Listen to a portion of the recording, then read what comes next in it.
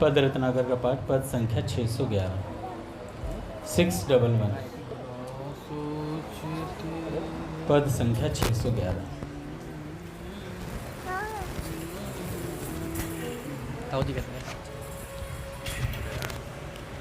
श्री भाई जी बाबा की, श्री भाई जी बाबा की, श्री भाई जी बाबा की। श्री पद रत्नाकर जी का पाठ, पद संख्या 611।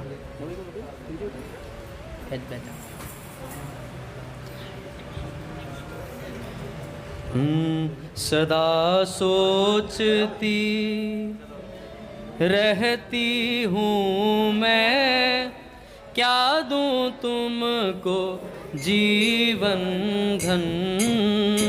सदा सोचती रहती हूँ मैं, क्या दूँ तुमको जीवन धन।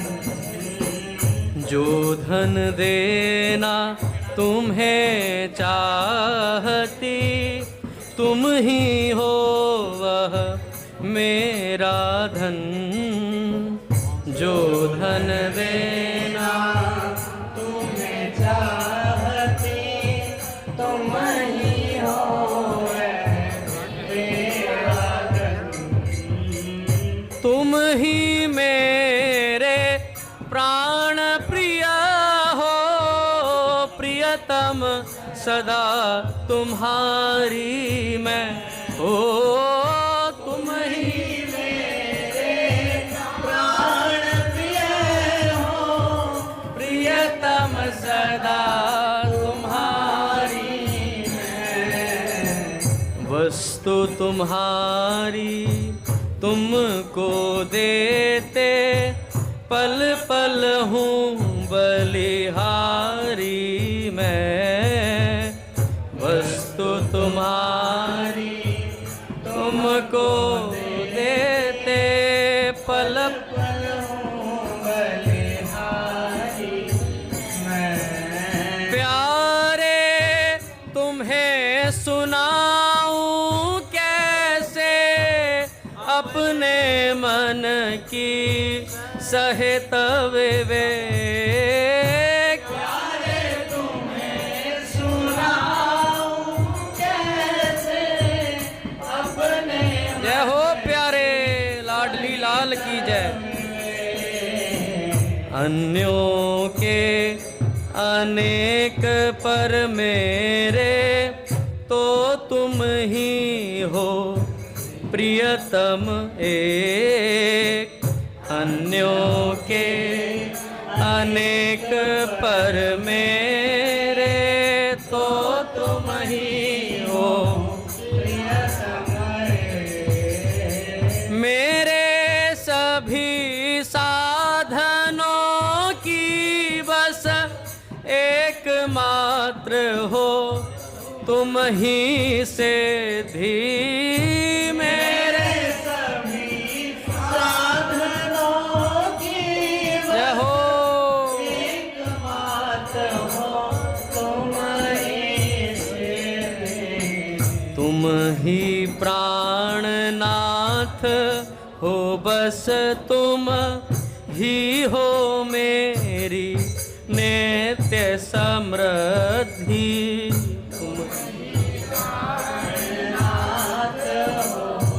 जय हो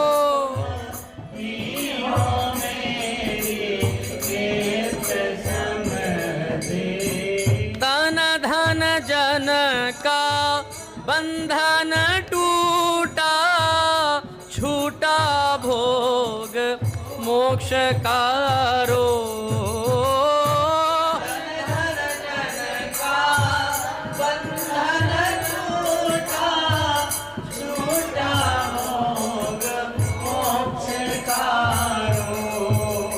धन्य हुई मैं प्रियतम पाकर, एक तुम्हारा प्रिय संयोग।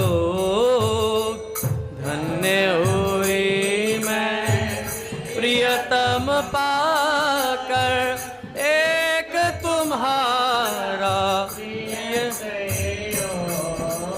सदा सोचती रहती हूँ मैं, क्या दूँ तुमको जीवन धन। सदा सोचती रहती हूँ मैं, क्या दूँ तुमको जीवन धन। जो धन देना तुम्हें चाहती, तुम ही हो वह मेरा धन। जो धन देना तुम्हें चाहती, तुम ही हो वह मेरा धन। तुम ही हो वह मेरा धन।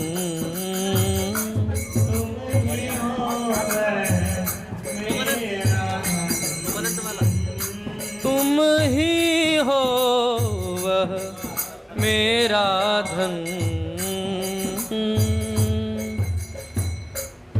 इसी धुन में पद संख्या 613।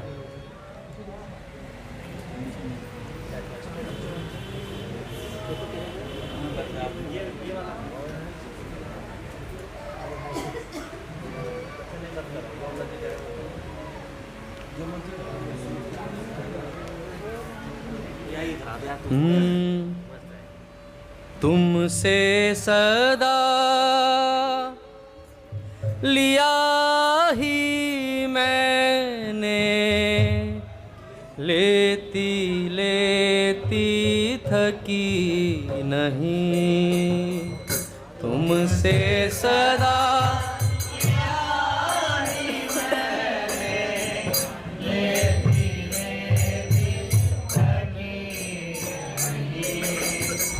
अमित प्रेम सौभाग्य मिला, पर मैं कुछ भी दे सकी नहीं। अमित प्रेम सौभाग्य मिला, पर मैं कुछ भी दे सकी नहीं। मेरी त्रुटि मेरे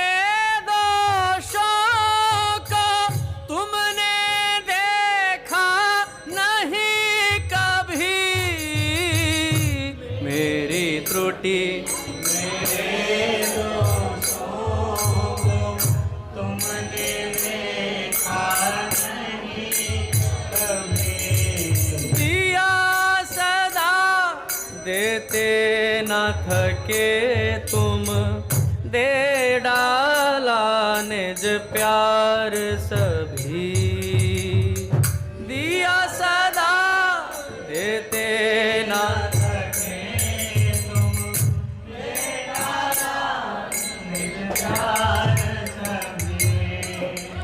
तब भी कहते दे न सका मैं तुमको कुछ भी है प्यारी।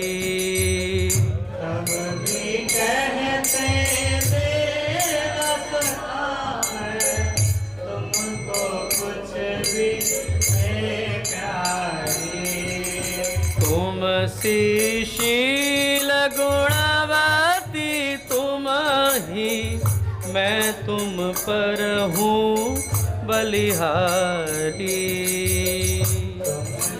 शील गुणवती तुम ही, मैं तुम पर हूँ बलिहारी। क्या मैं कहूँ प्राण प्रियतम से, देख ल जाती अपनी ओर। मैं कहूँ प्राण प्रियतम से, देख ल जाती अपनी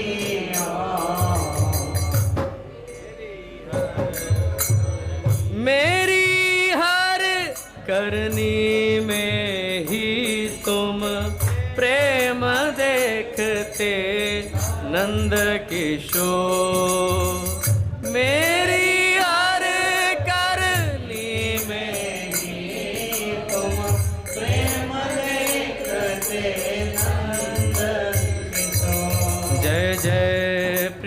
प्रियतम, जय जय प्रियतम, जय जय प्रियतम, जय जय प्रियतम, जय जय प्रियतम, जय जय प्रियतम, जय जय प्रियतम, जय जय प्रियतम। राधिका रमण निरवधि जय जय, जय अम्बुज नयन सदा प्रियतम। राधिका रमण निरवधि जय जय, जय अम्बुज नयन सदा प्रियतम।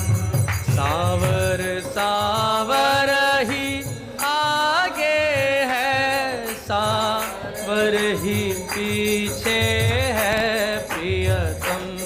सावर सावर ही दाहिने है, सावर ही बाएं है प्रियतम। सावर सावर ही ऊपर है, सावर ही नीचे है प्रियतम।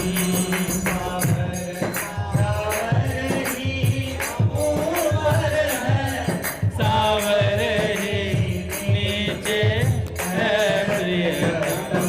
सावर सावर ही अब केवल सर्वत्र अवस्थित है प्रियतम।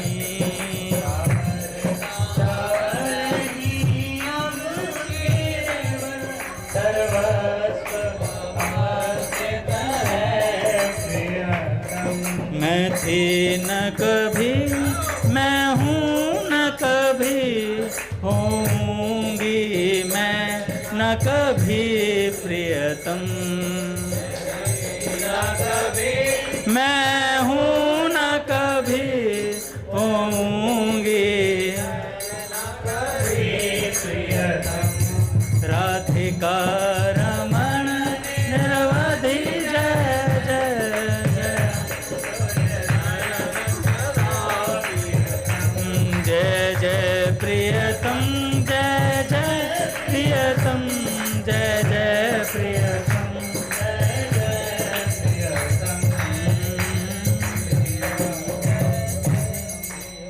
बोलिए राधा माधव सरकार की जय। पूज्य श्री भाई जी महाराज की जय। पूज्य श्री राधा बाबा की जय।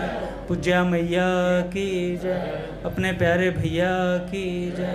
पूज्य दादा की जय। भक्तवत्सल भगवान की जय। हरि बोल। बड़े सौभाग्य का क्षण है कि आज भी हमें सत्संग और कीर्तन का परम लाभ प्राप्त हो रहा है। पहले संतों के कुछ वाक्य सुनेंगे, उसके बाद एक भक्त का चरित्र।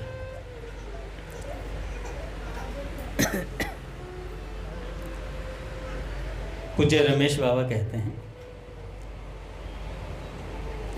लगन हरि से लगा बैठे जो होगा देखा जाएगा। देखो, भगवान की शरण में जाने के बाद किसी चीज की चिंता नहीं करनी चाहिए। अगर कोई चिंता करता है तो वह भक्त नहीं है। चिंता दीन दयाल को मोमन सदा आनंद है।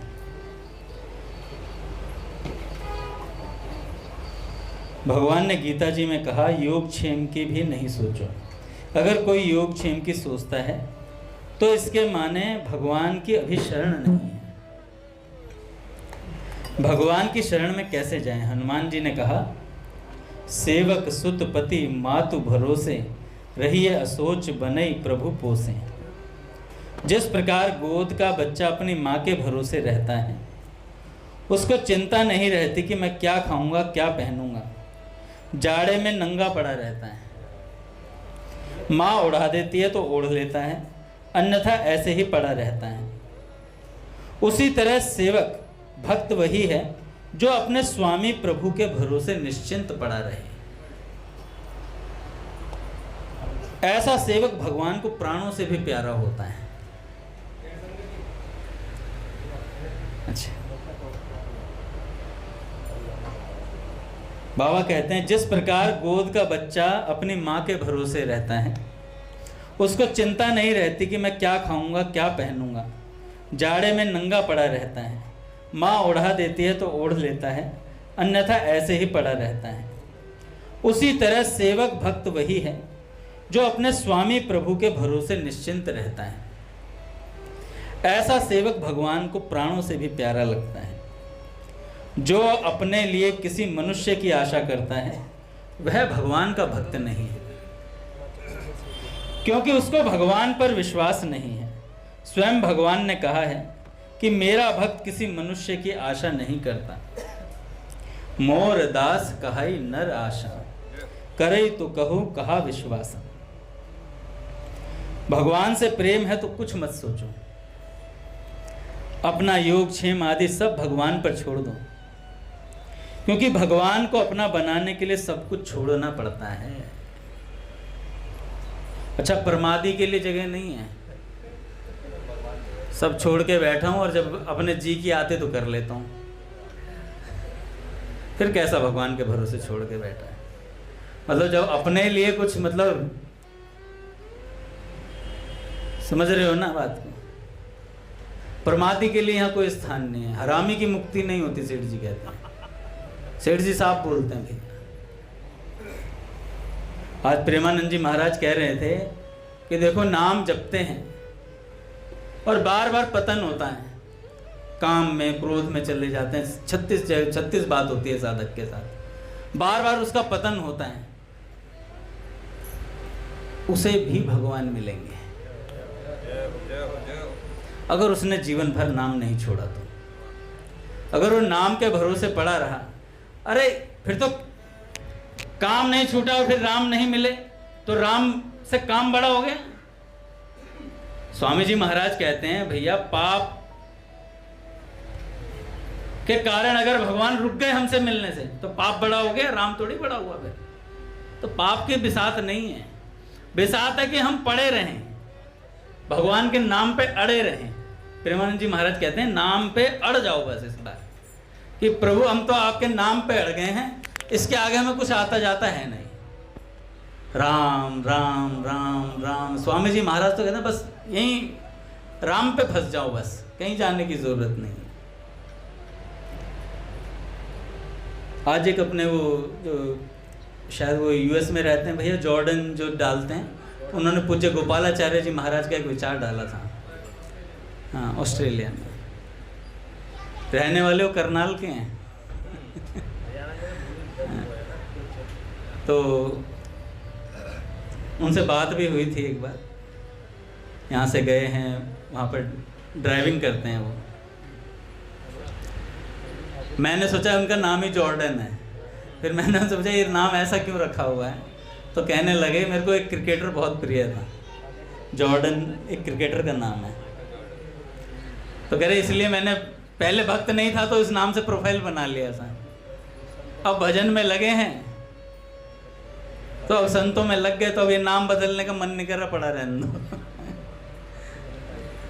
तो देखो कहाँ से बैठकर भगवान के संतों की ऐसी सी वार्ताएं वो डालते हैं, बड़ा आनंद आता है। संतों के विलक्षण विलक्षण छोटे छोटे क्लिप बना कर देते हैं, उनका भी दर्शन हो जाए तो बहुत बड़ी चीज है। गोपालाचार्य जी महाराज ने कहा कि भजन के लिए संग की आवश्यकता होती है, पर संग ढूंढने नहीं जाना चाहिए। ऐसी बात भाई जी ने कही, मैं कह रहा हूँ रामकृष्ण प्रभु चलो दोनों साथ भजन करेंगे, साथ चल दिए। रामकृष्ण कह रहे नहीं मैं तो पीछे रहूँ, मैं नहीं आ रहा भजन वजन करने। हम उसे साथ लेने के लिए भी ब्लॉक पार्क चले गए, अब हम वहीं रह गए। भाई जी ने कहा चले तो ठीक है, ले चलो अपने साथ, नहीं चले तो गरज नहीं है अपने को, आप चल दो, आप चल दो। आप चल दोगे तो हो सकता है वो कभी फिर दोबारा आ जाए आपको देख करके, लेकिन आप उसके साथ रह जाओगे तो बिल्ली मरी ऊंट मर गया। तो भगवान से प्रेम है तो कुछ मत सोचो, प्रेम बहुत कीमती वस्तु है जहां संबंध होता है भगवान से। इसलिए तो महापुरुष अपने शिष्यों को बता देते हैं कि भैया तुम्हारा ये स्वरूप है, ये संबंध है भगवान से। अपने पुष्टि मार्ग में तो ब्रह्म संबंध करवाते थे, विठलनाथ गोसाई जी महाराज, वल्लभाचार्य महाप्रभु जी, सब भगवान से संबंध कराए, उसके बाद काम हो जाता था महाराज। अपना योग क्षेम आदि सब भगवान पर छोड़ दो, क्योंकि भगवान को अपना बनाने के लिए सब कुछ छोड़ना पड़ता है। जैसे ब्रज गोपियों ने छोड़ा, कहा गोपियों ने नंदलाल सो मेरो मन मानो, कहा करेगो कोई री। हो तो चरण कमल लपटानी, जो भावे सो होए री। जो मेरो यह लोक जाएगो, और परलोक नसाए री। नंद नंदन को तो न छाड़ूं, मिलूंगी निशान बजाए री। यह तन घर बहुरेव नहीं पे, वल्लभ वेश मुरार री। परमानंद स्वामी के ऊपर सर्वस डारो वार री। कि कुछ भी हो जाए छोड़ूंगे नहीं नंदलाल, उनके पीछे पड़ी रहूंगी। लोक परलोक सब चला जाए कोई मतलब नहीं, पर भगवान को पा करके रहना है। क्या हुआ, उन्होंने सब कुछ छोड़ा लेकिन भगवान के लिए। सब कुछ छोड़ने के कारण वे इतनी बड़ी बन गई कि सृष्टि को बनाने वाले ब्रह्मा ने भी गोपियों की चरण रज की प्राप्ति के लिए कामना कर दी।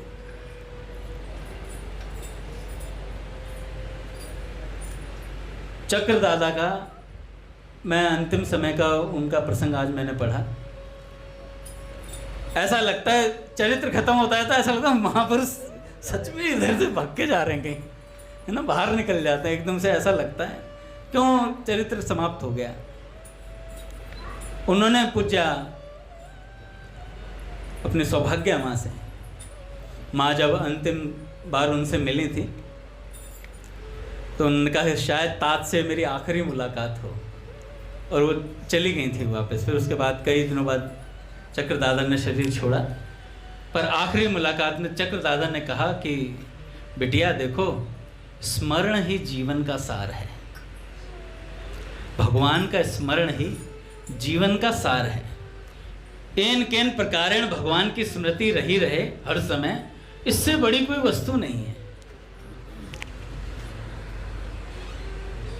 अहरनिश चक्र दादा अपने कक्ष में बंद रहे। एकांत इतना प्रिय हो गया था अंत समय में, तो अकेले ही रहते थे। यहाँ से ले गए थे उन्हें, शुकताल से ले गए थे। अपने अयोध्या में राम निकुंज नाम से कोई जगह है, और शायद वो सटके ही है भगवान के, कनक भवन के सटके ही है। तो वो जो ले गए थे उन्होंने कहा था आप अपने पिताश्री के बिल्कुल बगल में रहिए सट करके, तो वहाँ ले गए थे उनको। कक्ष में बंद रहते अहरनिश केवल कन्हई, कब आओगे तुम मुझे लेने, कब मुझे लेने आओगे, ऐसी त्वरा बनी रहती थी। तो इन महापुरुषों के जीवन से बहुत कुछ सीखने को मिलता है कि इन्होंने किसी भी प्रकार से भगवान के स्मरण को नहीं छोड़ा, भगवान को पकड़े रहे। कई लोग पूछते हैं भगवान में मन नहीं लगता। अरे संतों के चरित्र पढ़ना शुरू कर दो, कैसे मन नहीं लगेगा, इतना अच्छा अरे नाम जप नहीं हो रहा तो संतों का चरित्र पढ़ लो, नाम जप करने लग जाओगे, नाम जप करने लग जाओगे। सत्संग में मन नहीं लगता, संतों का चरित्र पढ़ो। एक भाई मुझे लिख कर भेजता है रामचरितमानस का पाठ मुझसे 9 दिन में अब नहीं हो पाएगा, मैं 30 दिन में करूंगा। मैं कहा कुछ नहीं हो पाएगा तो तू राम राम कर ले भाई, और क्या करेगा, है ना। अपने एक अमित भैया आजकल आने शुरू हुए हैं, पीछे बैठे। एक अपने आशीष भैया ये बैठे हैं सामने। इन लोगों को देखता हूँ कीर्तन में इतना उत्साह रहता है, आशीष भैया का तो विशेष। ऐसा लगता है कि कीर्तन को संभाला हुआ है इन्होंने। ये कुछ बच्चे हैं जो कीर्तन करते हैं, इतने भाव से करते हैं और समय से आते हैं, और सत्संग भी उतने ही उत्साह से। बड़ाई करने का मतलब ये नहीं कल गायब हो जाएं। हम तो इनसे प्रेरणा ले रहे हैं भैया, क्योंकि इनको देख देख करके मन में उछाह सा आता है। कई बार बूढ़ी हड्डियां हैं, नाचने का प्रयास भी करता हूँ, पर फिर अगले दिन दर्द हो जाता है, फिर सोचता हूँ यार बीमार पड़ जाऊंगा। भगवान का भरोसा नहीं है ना, शरीर का भरोसा है अभी। तो जब भगवान का भरोसा होगा तो फिर शरीर का भरोसा छूट जाएगा। प्रयास कर रहा हूँ। तो इन लोगों को देखकर मन में इतना उत्साह आता है कि भैया हाँ, सच में संकीर्तन सत्संग इसी भाव से करना चाहिए।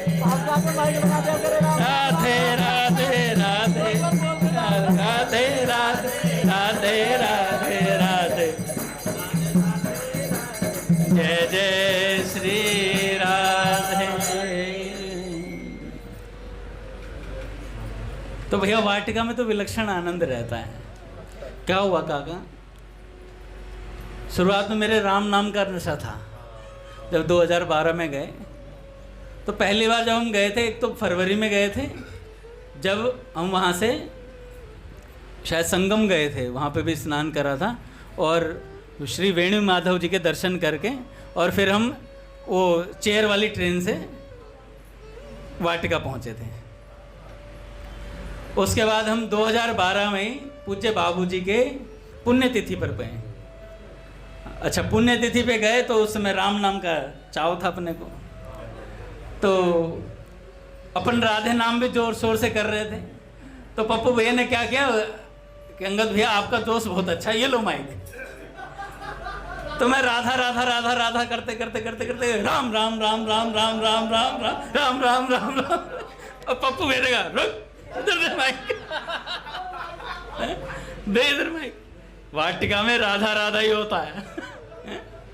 तो माइक छीन लिया। फिर मैंने कहा अब राधा नाम का नशा करके आएंगे। अब फिर राधा नाम पे लगे हम। छीन ही लिया था माइक, कह इधर राधा।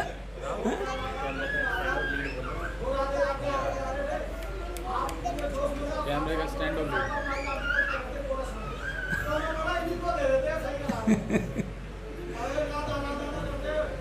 अंतिम समय में जब 2019 में हम मिले पप्पू भैया से, 2019 की राधाष्टमी थी, 19 की थी, 18 के बाद 19 में हम मिले।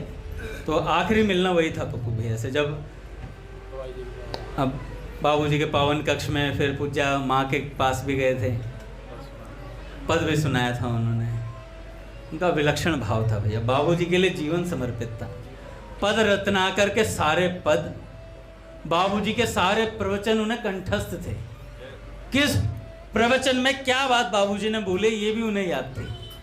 और अंत समय में भी एक कमरे में बंद थे, वहीं शौच जाते थे, सब कुछ वहीं होता था।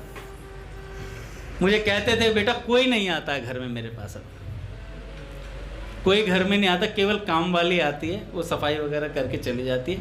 इस कक्ष में मैं और बाबूजी बस, पद रत्नाकर चलती रहती है। कभी प्रवचन चला लेता हूँ, कभी पद रत्नाकर चला लेता हूँ, पूरा दिन यही रहता है। वीडियो कॉल करते थे, आखिरी बार जब वीडियो कॉल करे तो इतना बड़ा चेहरा हो रखा था उनका, पूरा सूज रखा था चेहरा। और अंतिम समय भी यही कह रहे थे। मुझे 8:30 बजे उन्हें पता चल गया था कि 8:30 बजे हम यहाँ राधा नाम करवाते हैं। तो एक दिन कह रहे मुझे वीडियो कॉल करना, राधा नाम करते हुए। मैंने वीडियो कॉल करी, तो जैसे ही राधा राधा, हम तो अपने स्टाइल से करते हैं, तो वीडियो कॉल पे कह रहे राधे राधे राधे राधे, कौन कह रहे ऐसे करो। बाबूजी को ये पसंद था, राधे राधे राधे राधे।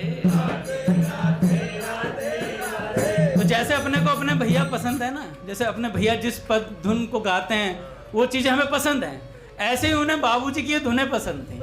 कहते इसी धुन में गाओ, इससे बाबूजी की याद आती है, इससे बाबूजी की याद आती है।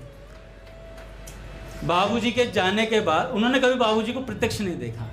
पप्पू भैया ने माँ को देखा, पूज्य बाबूजी की धर्मपत्नी जी को। जब राधा अष्टमी पे जाते थे तो लास्ट में जाते वक्त माँ तिलक करते थे। मुझे बहुत पसंद है ये बात, अथाह हृदय को छूती है।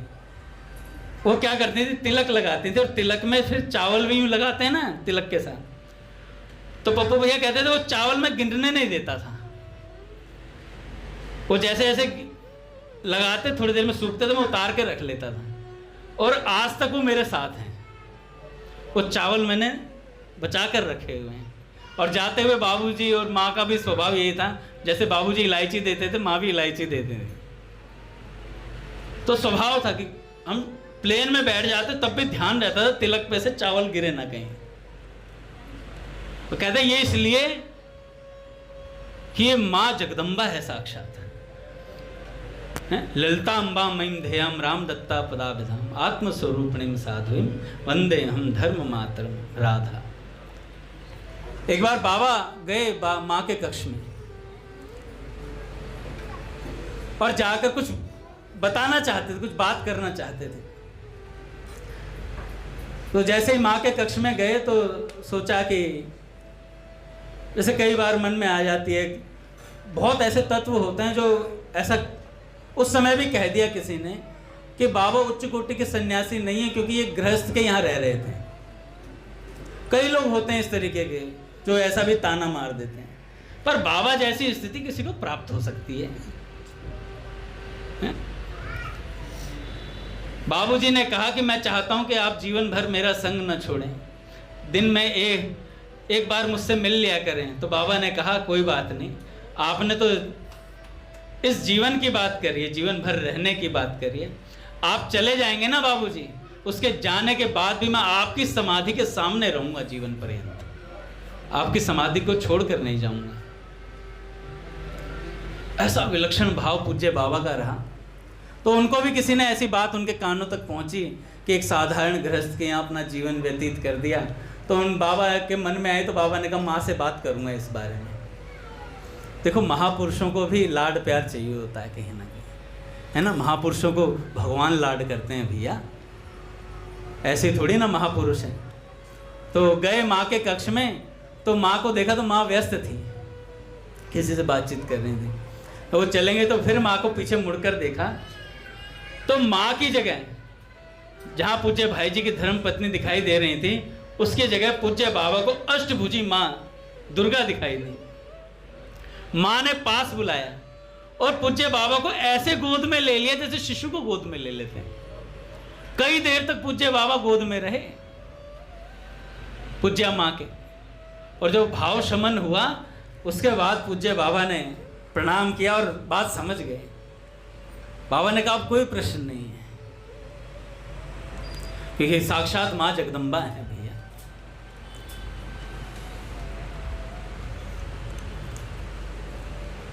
पूज्य घनश्याम दास ठाकुर जी उच्च कोटि के साधक थे महाराज। एक बार क्योंकि बाबा ने, जिसको बाबा कहते थे मैं कुछ देना चाहता हूं पर वो कोई लेना नहीं चाहता, नील कोश निधि नित्य लुटावत।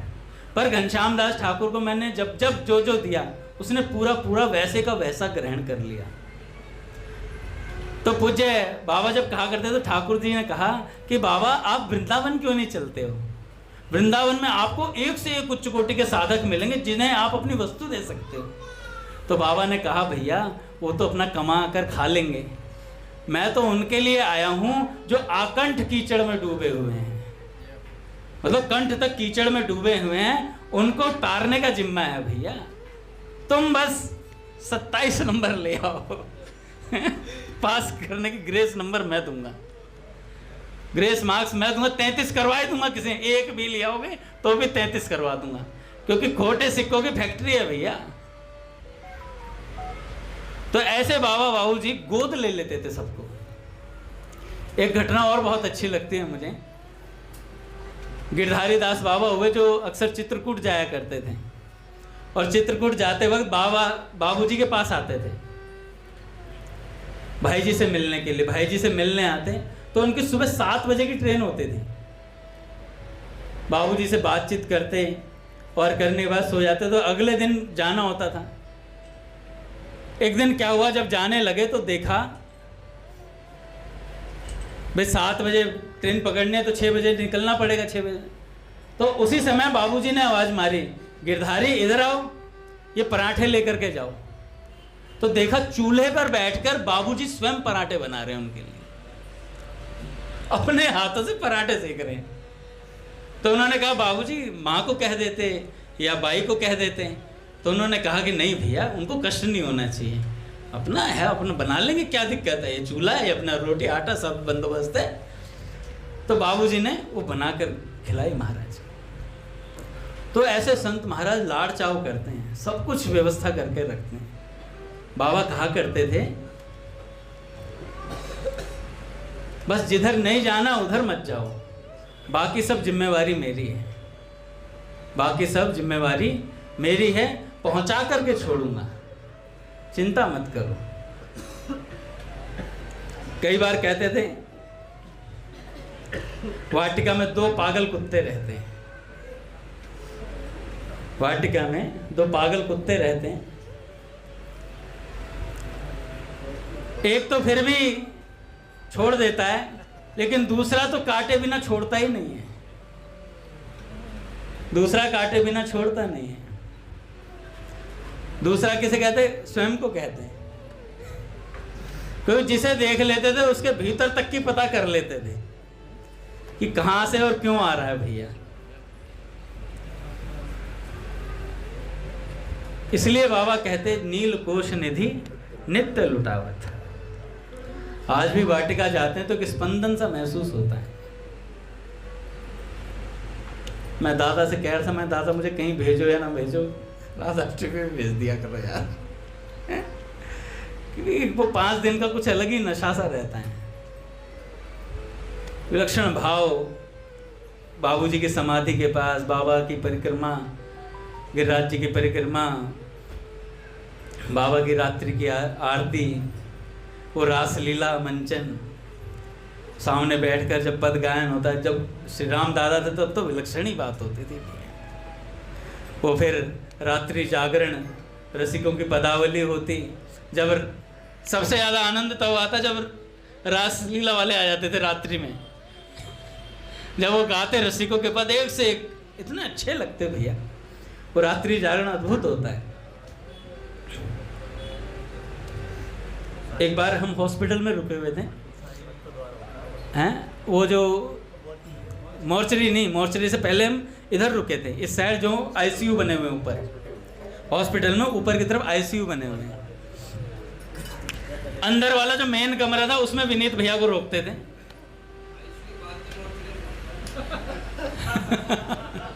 आईसीयू के बाद में मोर्चरी पहुंचा जाता, सही बात है। तो आईसीयू में रुकते थे, अंदर वाला जो होता था ना कमरा, उसमें विनीत भैया और अपने ऐसे पूज्य भैया के लिए बंदोबस्त अंदर ही होता था। फिर बाद में तो पूज्य भैया के लिए अलग ही सेपरेट रूम लेते। तो उसमें मैं एक बार सुबह सुबह उठा तो एक बहन होगी 13, 14, 15 साल की, वो अपने बूढ़े दादाजी को बाहर तख्त पे लेटे हुए थे, वो आईसीयू के बाहर ही तख्त मिला हुआ था उन्हें, उस तख्त पे लेटे हुए थे, और वो बहन आई और आकर के पद सुना रही थी। इतना सुंदर पद था कि प्रियतम नित मीठी याद तुम्हारी आती, मैं पल भर तुमको कभी बिसार न पाती, मैं पल भर तुमको कभी बिसार न पाती। खाने पीने सोने जगने में प्यारे, खाने पीने सोने जगने में प्यारे, होते पल भर तनिक न मुझसे न्यारे, होते पल न मुझसे पल भर न्यारे। राधा राधा राधा राधा राधा राधा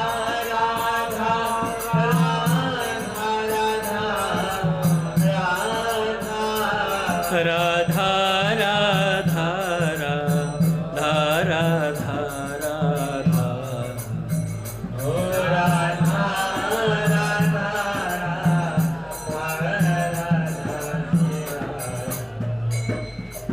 भैया प्रेम मुख्य है। जब भगवान से प्रेम हो जाता है, संतों से प्रेम हो जाता है, तो प्रेम का बहुत महत्व है। कहते हैं सबसे ऊंची प्रेम सगाई। प्रहलाद जी ने कहा कि भगवान केवल प्रेम भक्ति से रीझते हैं, बाकी अन्य जितने साधन हैं, दान तप यज्ञ शौच सदाचार आदि, अगर भगवान में प्रेम नहीं है तो ये सब विडंबना मात्र हैं। प्रीतम प्रीत ही ते पहिए। देखो भैया भगवान भी बिकते हैं, खरीदने वाला चाहिए। और भगवान के खरीदने के लिए क्या व्याकुलता होनी चाहिए।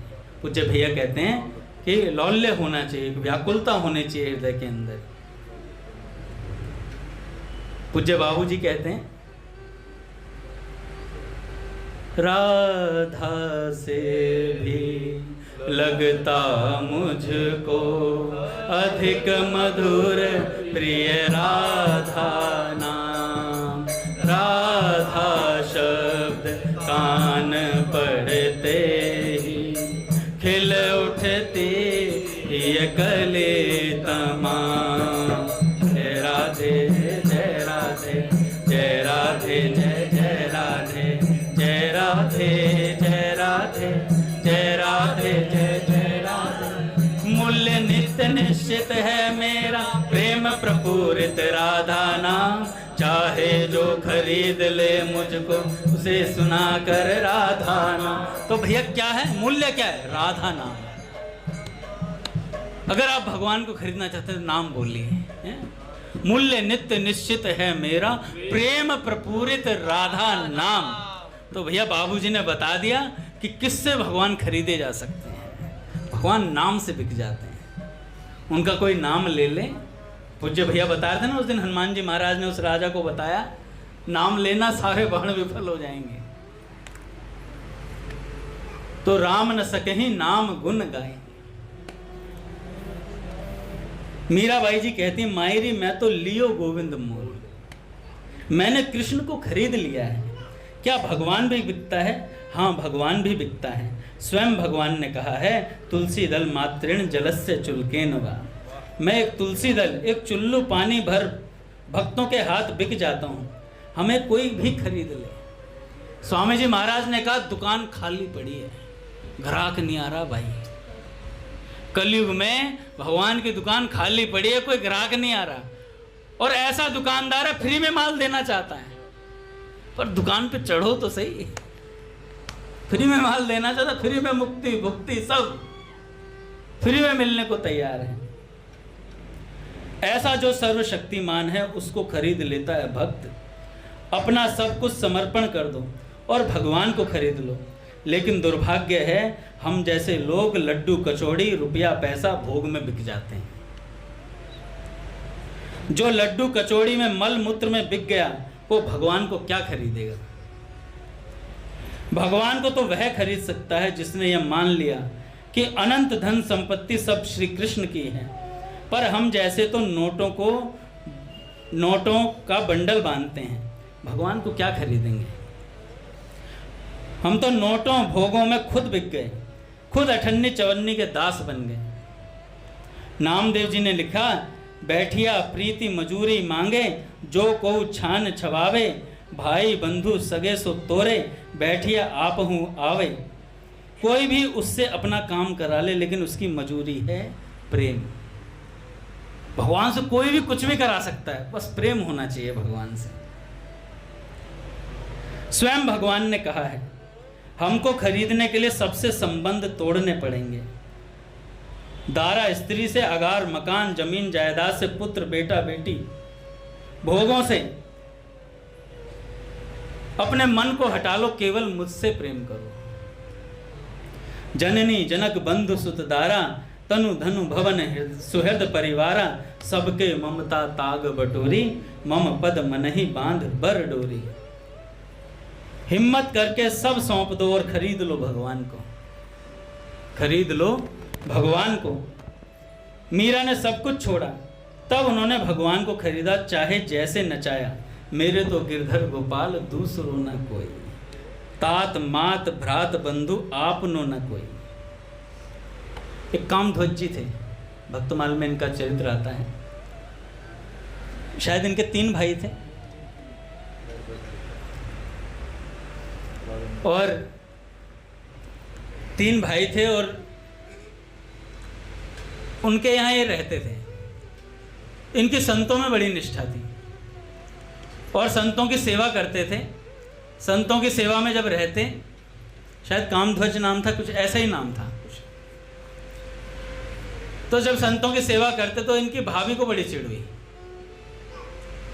ये सारा सामान संतों की सेवा में लगा देता है, करता धरता कुछ है नहीं, तो निखट्टू होता है, उसको कोई स्वीकार नहीं करता। एक बार पूज्य मलुकपीठ सरकार सुना रहे थे, लक्ष्मी नारायण मंदिर में एक नए नए साधु बन करके आए। और जब आए तो काका उन्होंने भैया अच्छे से भजन करना शुरू किया। जब भजन शुरू करा तो भक्तमाली जी महाराज समझ गए भाई अच्छा लड़का है, साधु बना है, नया नया है पर अच्छा है। तो इतने थोड़े दिनों में क्या हुआ, घर वाले ढूंढते हुए पहुँचे। घर वालों ने कहा कि भाई महाराज जी से बोला, महाराज जी देखो जवान लड़का है और घर पर रहकर भी तो भजन हो सकता है, बताओ सब कुछ छोड़ ही आया। तो उस साधु ने महाराज जी से आज्ञा मांगी, भाई माँ बाप लेने आए हैं। तो महाराज जी तो उसी भाव में रहते थे, जाहि विधि राखे राम ताहि विधि रही। पूज्य भैया आ गए महाराज। हरि बोल। श्री राम जय जय राम, श्री राम जय राम, श्री राम जय जय राम।